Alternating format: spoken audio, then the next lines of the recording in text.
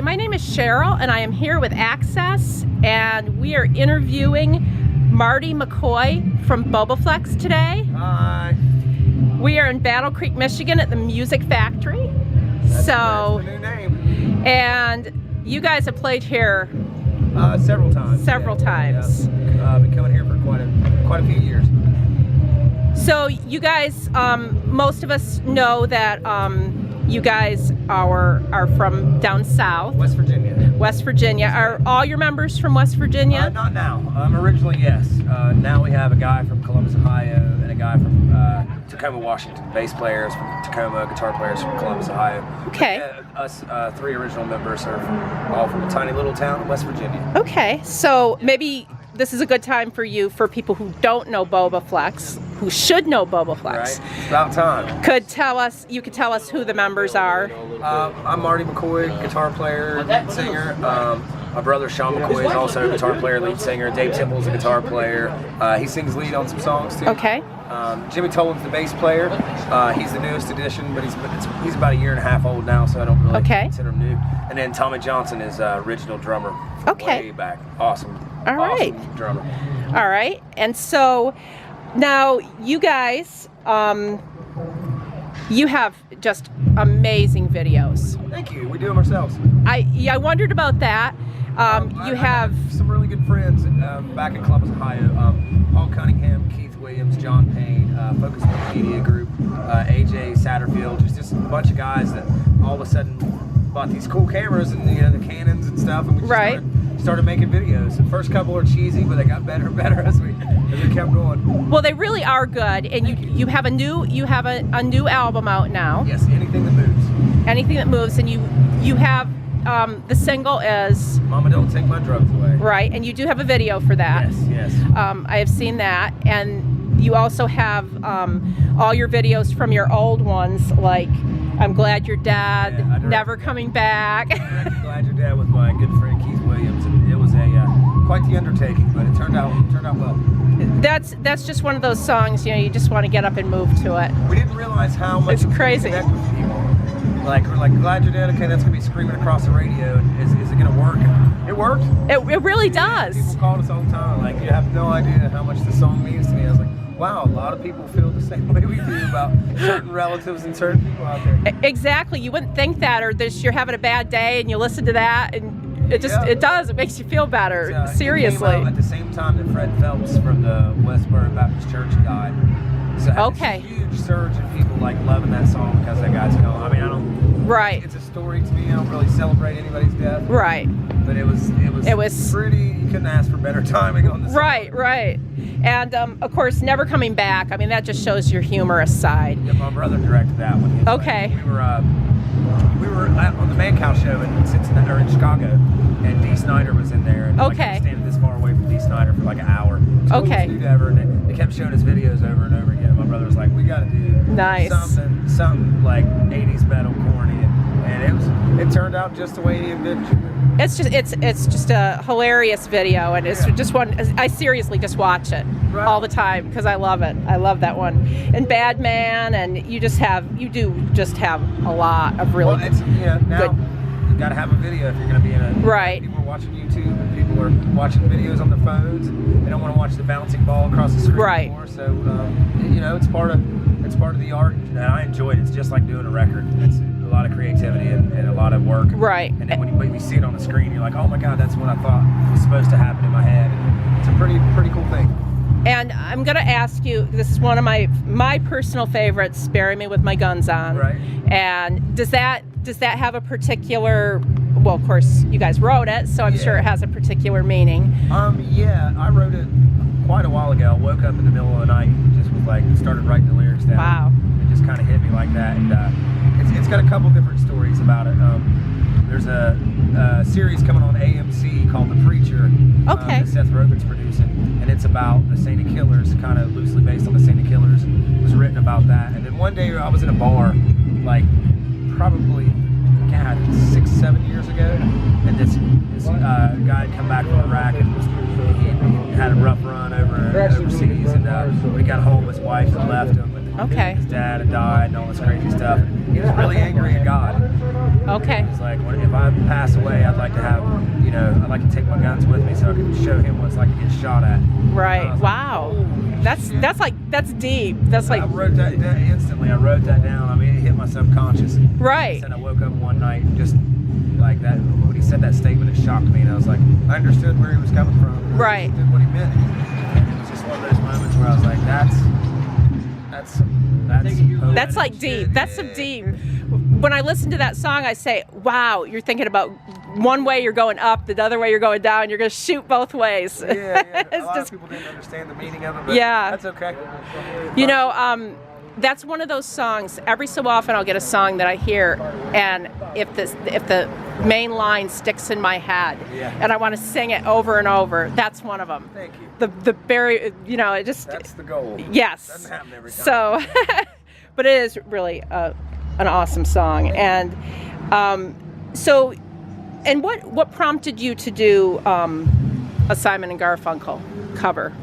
They're just, when you're doing a cover, it's like pick the right one. You could either blow it or no one cares. And right. I was watching like the Rock and Roll Hall of Fame or some kind of music awards. There's a lot of bands playing and the great bands, and Simon and Garfunkel came out with this little microphone and just got around it and sang. It was just so beautiful and back to the raw roots of music and no distortion, no tracks, nothing like that. It just kind of blew me away. Right.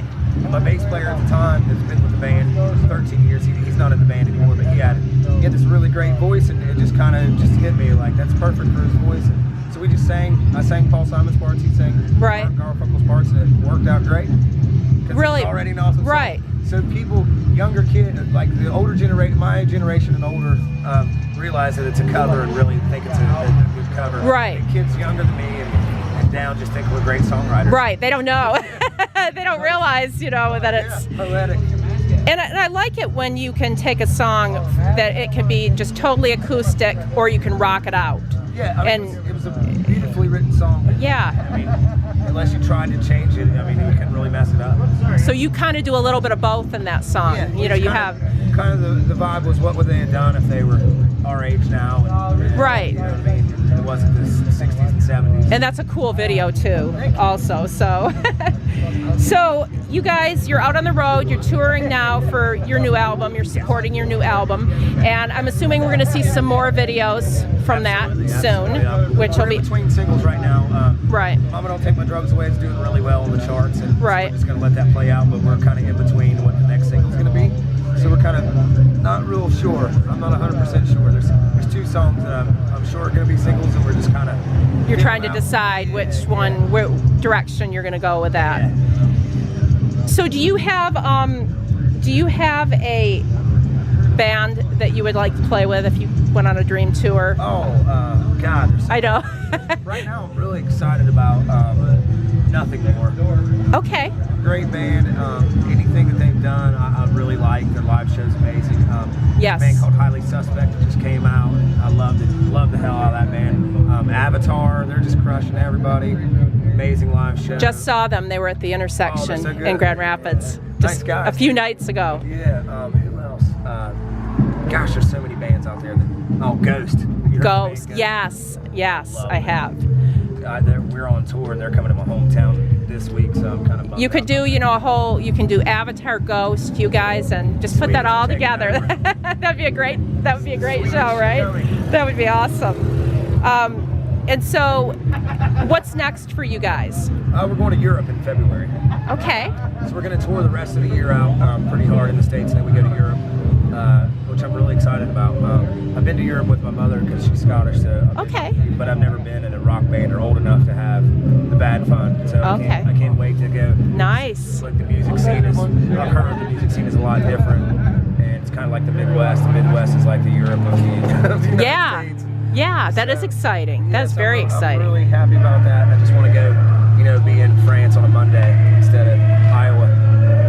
Hopefully we won't get run down, right? I'm in the best parking. Right, you're in the best parking place there.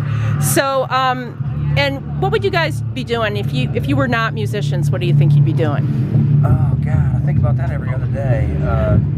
Probably I'd get one to culinary school. Okay. I've done that.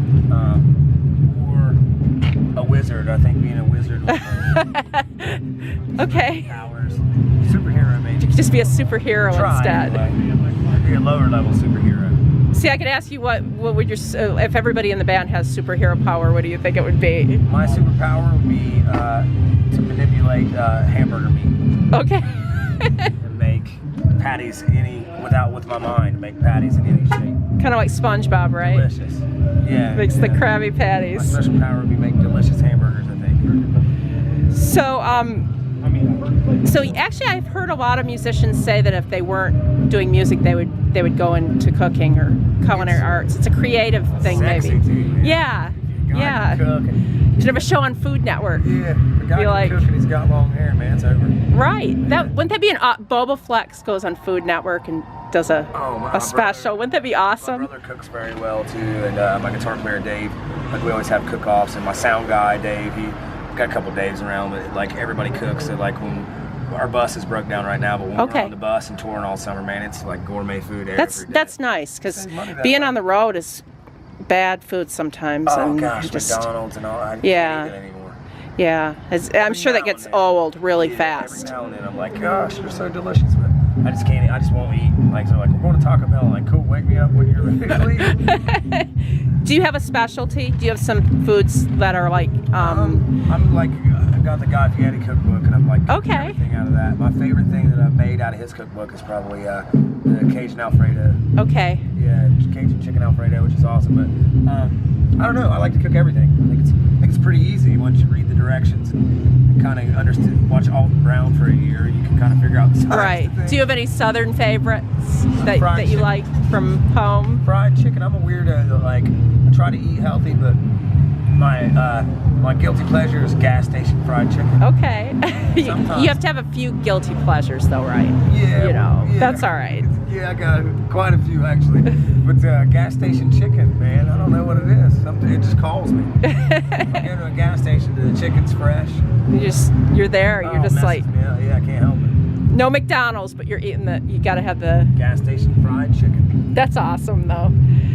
So we can find you on, I assume, Facebook, Twitter, all the things that all the kids are into. Right, and we can go to iTunes and buy your. You go iTunes CD Baby. You can get the CD on the merch table. Okay. I don't know if stores sell records anymore. I haven't been to one. Yeah, I think maybe like Best Buy. I mean, there's a few places that still sell them, but not very few, not very many. But you can get us on all the online outlets and Amazon and stuff like CD Baby will send you actually a hard copy of the album. And all that stuff. I have to ask you about you have a lot of tattoos. I do. And I assume those have some special meaning. No. A good friend of mine. I have a one-eyed cat tattooed on my arm. Okay. You can see it or not. I adopted this one-eyed cat. We'll come in close and see it. Okay. That's the one that has the most meaning. I adopted this one-eyed cat. And I love cats. You just go to my Facebook page. Everyone knows I love cats. That's all they put on my Facebook. Oh, that's so funny. So I adopted this one-eyed cat, a little tiny cat. Its eye was infected. Okay. Had to take the vet said if you take him, we'll give you free vet care because the guy that had him wanted to put him down. Do you still have him? Oh yeah. Okay. And he runs the house. So the guy that had him took him to the vet and said we want to put him down. And the vet's like he'll be fine. He's just gonna have one eye. Right. So he said no, we want to put him down. So she called me and said if you take this kitten, then we'll give you free vet care for the remainder of his life. Nice. I fell in love with him instantly. He's got one green eye and he's awesome. He's all black cat, and then we've come to find out he's a Maine Coon and he's like this big. Wow. He's awesome though. That's funny. So he's like a big cat. Huge cat, and chirps and talks and follows you around. What's his name? Winky. Winky. Yeah, which is that's not cute. sexual. It's because it's got one eye. One eye. That's really clever. No, that's really clever. Mine. That's not mine. That's. But he's awesome, and he torments my other two cats. Now I have raccoons in the city of Columbus. Right. I have an outdoor cat that is a feral cat. Okay. Said you can't pet feral cats. Yes, you can. Yeah. It just takes a little time. Yeah, I've heard that. But now I have raccoons and all these like crazy animals in the city. Right. Coming to my back porch and eating me out of house. That's funny. I can't. No. You can't not have them because you love them. I'm a crazy cat lady. That's you're like the crazy cat lady. Absolutely. That's awesome. I love that. Absolutely. That is so cool. Well, we're here with Marty McCoy, and is there any last words you want to tell the fans? You know, thanks for supporting us this whole time. It's been an amazing ride, and you know, we're not on a record label. We're doing everything on our own, and right. The way that we've survived is because of the fans and the, you know, the spread and the word of mouth and all that stuff. And it's an amazing time to be in rock. It's different. It's a little scary at first, right? Because it's not the way it used to be. But the bands get more control and the fans get more control. So I mean, it's, you know, it's back to the grassroots. Come out and see a live show. You know, there's not MTV anymore, so it's word of mouth, shaking hands, and becoming friends with people, and it's been a blast. Every day is like a family reunion.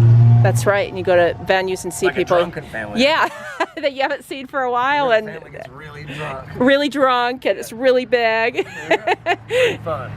So thank you so much, Marty. And this is Marty McCoy from Bobaflex, and they are coming across the country. So check out their Facebook, find out where they're touring, and come and see them. Thank you.